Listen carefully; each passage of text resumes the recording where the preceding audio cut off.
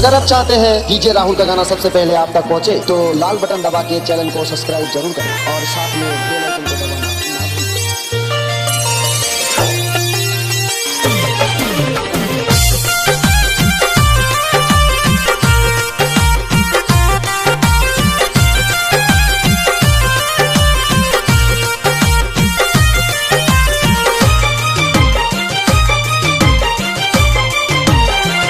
याद आवे बचपन के बीतल समैया रे। याद आवे बचपन के बीतल समैया रे। पढ़े खातिर मारो हाल रोज बाबू मैया रे। याद आवे बचपन के बीतल समैया रे।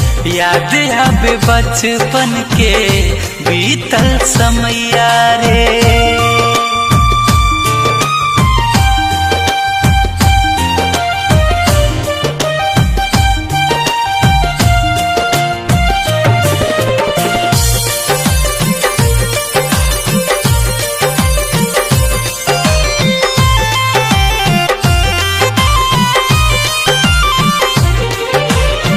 चोरी करके भागो हलिए दोसरा के आम रे।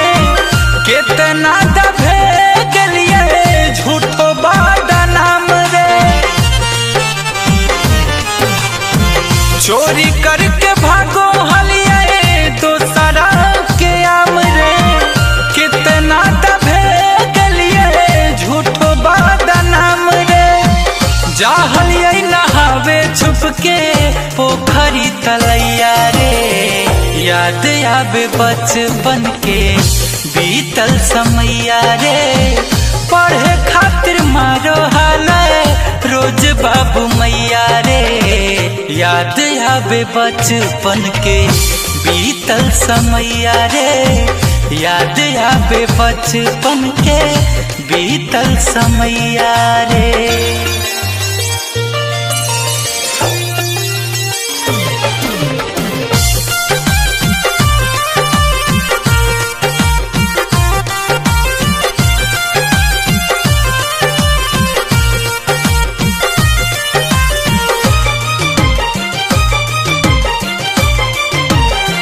खेलो हलिए रोज क्रिकेट सुबह शाम रे।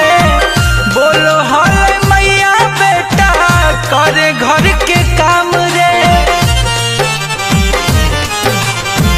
खेलो हलिए रोज क्रिकेट सुबह शाम रे।